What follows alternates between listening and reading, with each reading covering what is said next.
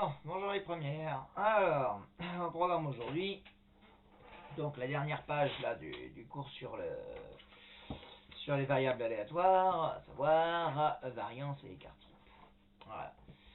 Ouais, ce sera tout pour aujourd'hui. Ouais, oh bon, les histoires de Python, faudrait, je commence un peu à m'y mettre, à essayer un peu à comprendre, etc. Bon, c'est encore trop tôt pour que je vous fasse vraiment un truc dessus. De toute façon, honnêtement, le Python, en fait, je préférais quand on se revoit.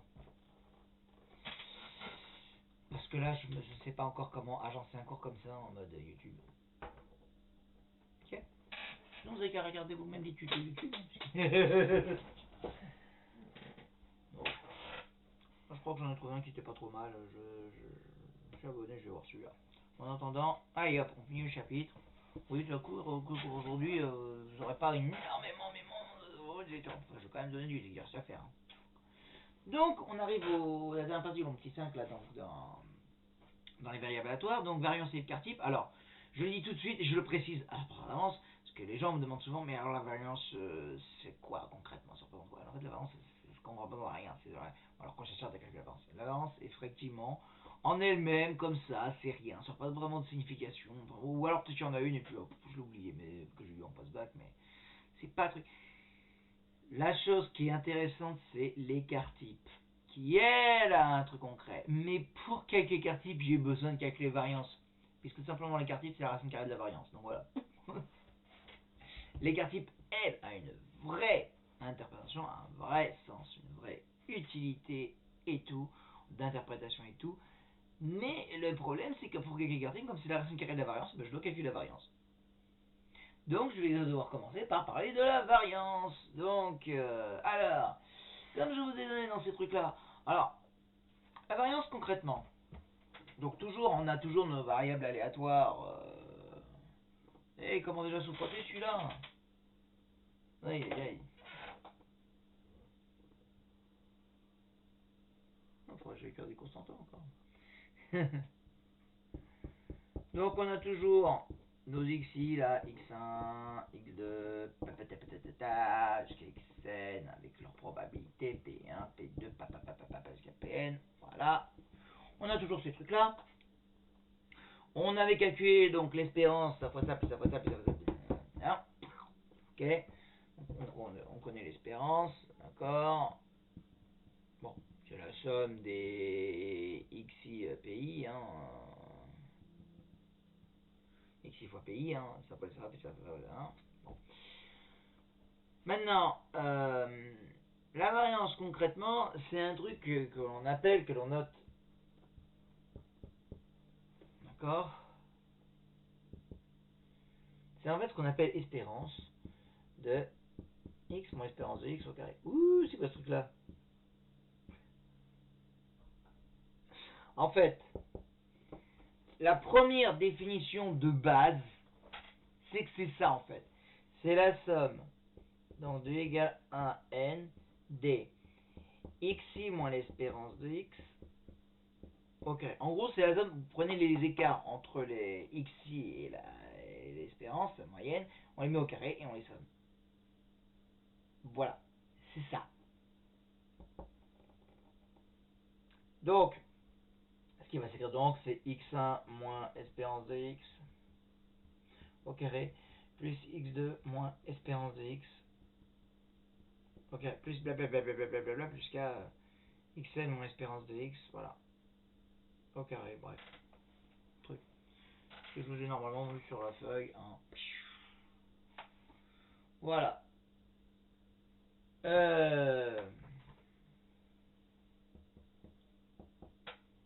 Faut la probabilité de BI, bien sûr.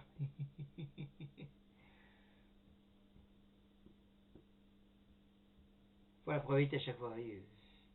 C'est la mesure des écarts, mais avec une certaine probabilité, la fréquence en fait des écarts. Bon, c'est moche, j'avoue. C'est vrai, vraiment très moche. C'est-à-dire que bon, on va reprendre avec notre exemple, là, toujours du jeu là, avec les boules rouges, les boules bleues et tout. Je fatigue, moi, dis donc. Donc, vous savez que le gain du joueur, là, on avait moins 2, 1 ou 3,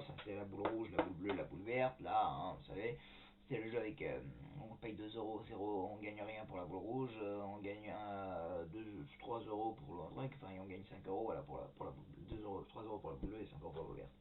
Dans ces trucs, il y avait 5 boules rouges, ce qui faisait 5 sur 10, il y avait 3 boules bleues et 2 boules vertes. Voilà. Et on avait obtenu une espérance d'ailleurs qui valait moins 0,1. D'accord? Alors, on a dit qu'en moyenne on perdait 10 centimes. Bon, maintenant, si on calcule chaque truc là comme ça, d'accord, ce que je vais appeler à chaque fois le x moins espérance de x au carré, comme ça. Donc l'autre, ça nous donnerait, dans un premier temps, il y aurait moins 2, moins 0,1 qui fait moins 2 plus 0,1, donc ça fait moins 1,9, d'accord, au carré. Moins 1,9, enfin ça serait le moins 1, ça ferait, disons que je vous montre le calcul de celui-là, avec le moins 2 là, d'accord, je reprends les espèces de termes comme ça là.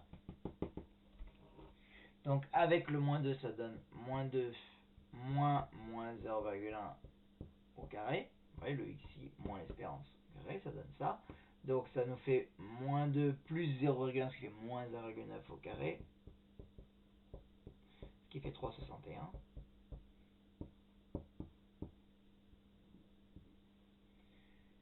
Il y aurait là ensuite 1 moins 0,1 moins 0,1 au carré, ce qui nous fait 1 plus rien, ça fait 1,1 au carré, ce qui fait donc 1,21.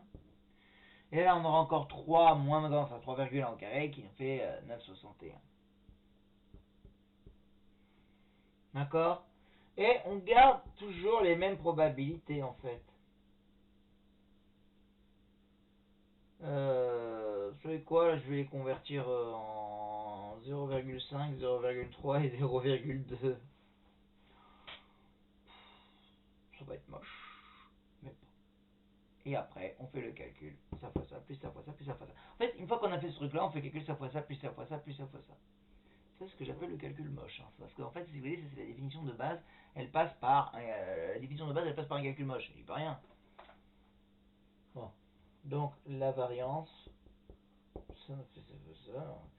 0,5 fois donc 361 plus 0,3 fois 1,21 plus 0,2 fois 9,61.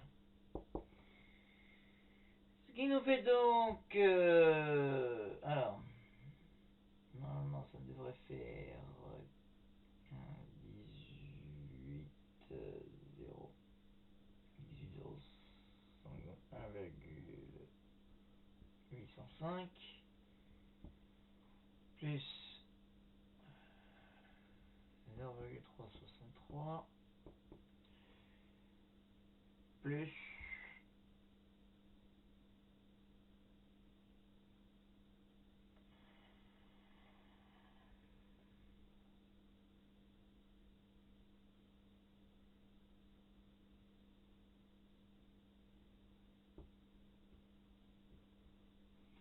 1,922. Oh non, une addition maintenant. Comme l'application seule.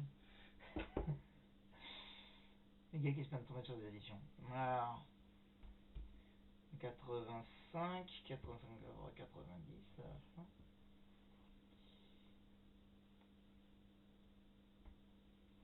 2, donc voilà, du coup ça va nous faire y avoir un 2. Voilà, ça doit faire 4,90, un truc comme ça. Ok. Voilà. Ça, c'est le calcul, on va dire, de base. Maintenant, il y a une autre façon de le calculer, cette variance. Que moi, j'aurais tendance à préconiser. On va voir qu'on va retomber dessus d'ailleurs. Parce qu'il existe en fait une autre formule. En fait, ce calcul là, moche. Je garde mon truc, pardon.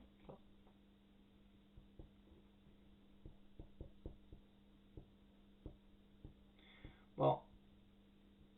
Ça pourrait faire l'objet d'une démonstration. Oui, non, vous avez dit un mot qu'il fallait pas. Je vais arrêter la vidéo tout de suite. Je vous ferai pas la démonstration. Ah, j'ai fait vite arrêter la vidéo pour ne pas avoir la démonstration. Bon, pour la faire, hein, mais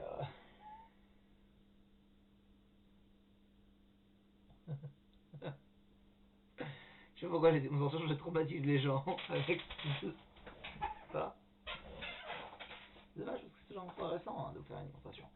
Mais toujours est-il que ce calcul-là de xi moins espérance de x carré fois pi, en fait, on peut montrer que ça fait la somme n de xi carré fois pi moins la somme xi fois pi au carré. Parce que c'est l'espérance de x, je vous rappelle que c'est lui-même la somme de xi fois pi. Alors,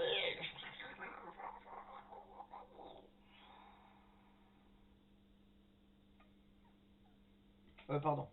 Excusez. Pardon. Excusez-moi. C'est la somme de xi fois pi au carré.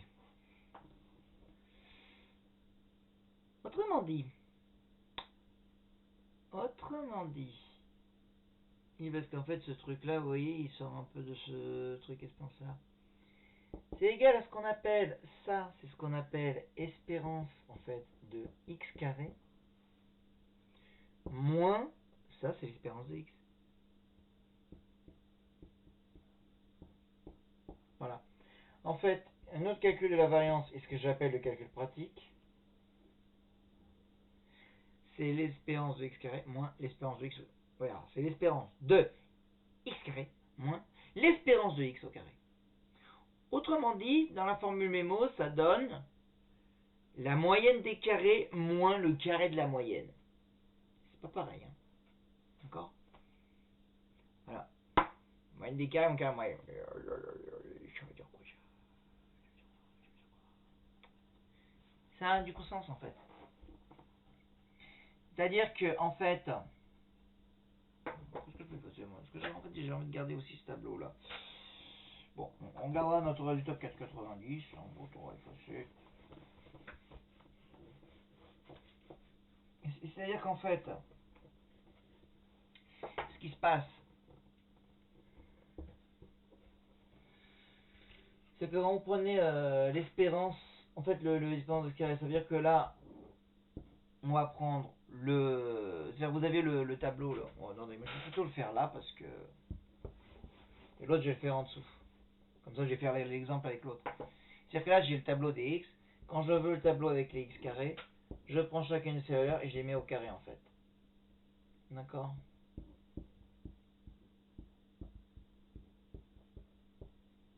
Et je garde les mêmes probabilités. Hein. Surtout, je ne lève pas les probabilités au carré. Sauf les crétins qui suivent pas les courses, eux, ils le feront parce que de toute façon, j'ai l'habitude d'avoir une demi-oreille et tout, etc. Il y a un demi-œil et une demi-oreille, donc ils font n'importe quoi, ils font tout de travers, et ils complètent les font les formules, ils m'énervent. Bref. Bon, donc il n'y a que ceux-là là, qui sont mis au carré, d'accord? Voilà. Et donc du coup, en fait, quand je fais ce que j'appelle espérance de x carré, je fais ça fois ça, puis ça fois ça, fois ça, fois ça, simplement, mais avec les x truc au carré. Donc ça me donne le fameux somme de i égale à n de xi au carré fois les pi. C'est-à-dire x1 au carré fois p1 plus x2 au carré fois p2 plus blablabla xn. Voilà, c'est ça l'espérance de x au carré. Et à cela, on retirera l'espérance de x au carré que l'on a déjà calculé, puisque dans la question d'avant, vous avez toujours calculé l'espérance. Donc, on fait l'exemple ça pour comprendre. Donc, je vais garder les mêmes probabilités que j'ai là. Bon, c'est-à-dire 0,5, 0,3 et 0,2. Là, je vais prendre moins 2 au carré, ça fait 4. 1 au carré qui fait 1. 3 au carré qui fait 9. Je prends juste ceux-là que je mets au carré, c'est tout. Du coup, on calcule espérance de x carré, qui fait 4 fois 0,5, plus 81, plus 1 fois 0,3, plus 9 fois 0,2, ce qui fait donc 2, plus 0,3, plus 1,8, ce qui nous fait donc 4,1. D'accord? Et ensuite, donc, on fait la variance espérance de x carré moins espérance de x au carré, c'est-à-dire que ça fait 4,1 moins le moins 0,1 qu'on met au carré, c'est-à-dire 4,1 moins 0,01. Moins 0,1, ça fait 0,01, ça fait plus 1. Donc ça fait 4,1 moins 0,01, oh, ce qui nous fait génialement 4,09 sur 0,90. On retrouve le même résultat. Vous voyez que ce calcul-là était quand même plus simple que l'autre, il était des écarts carrés, etc. Donc en fait, vous voyez, quelque part, c'est des probabilités d'écart carré, etc. Ça, c'est la variance. Maintenant, pour l'écart type, c'est tout simplement la racine carrée de la variance. Point. D'accord?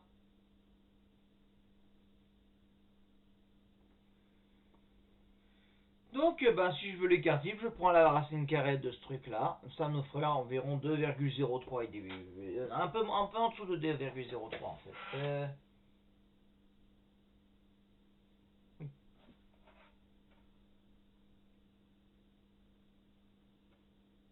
Non, attendez voir. Je dis peut-être des bêtises, parce que le 2,03, si je le mettais au carré, ça me fera... ouais, ok. Non, c'est ça que je cherchais. 4,09, attendez, je veux racine carrée de 4,09. Ah non, 2,022, ouais, bon. Enfin, 2,02 environ. Ok. On dit à deux chiffres par virgule. C'est à cause du 9, j'avais pris une perturbée pour penser à 3, mais en fait non. Donc, quand je prends la racine carrée de ça, donc c'est un petit truc bizarre, hein, c'est un petit sigma minuscule qu'on utilise. Donc ça nous fait la racine carrée de ce truc-là, qui nous fait environ 2,02. Voilà. Alors, qu'est-ce que c'est l'écart type? En fait, l'espérance, ça mesure une moyenne. En moyenne, on est un peu ça. L'écart type, lui, ça mesure une marge d'erreur. D'accord? L'écart type, lui, c'est une marge d'erreur. Donc, ça veut dire qu'en fait, au jeu que l'on joue là, puisqu'il y a un écart type de 2,02, on perd en moyenne 10 centimes, mais avec une marge d'erreur de 2,02 centimes. Concrètement, qu'est-ce que ça veut dire, cette espèce de marge d'erreur? En fait, vous aviez eu le temps de noter ça, hein, je pose, bon, après tout,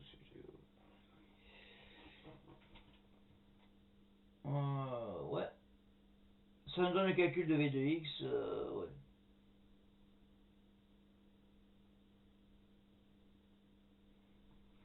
Oui, ça donne le calcul de V de X, les calculs de XG, il fallait les mettre là. Hein. Enfin, vous avez la place. Oh, vous débrouillez, vous la trouvez la place. Bon, c'est comme si j'avais refait un peu. Donc, on avait l'espérance qui faisait moins 0,1 avec un écart type qui fait environ 2,02.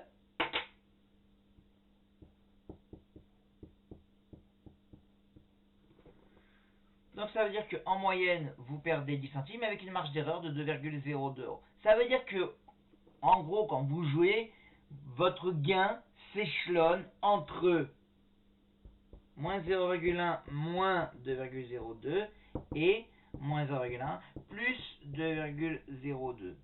Ah, ça commence à être intéressant quand même là.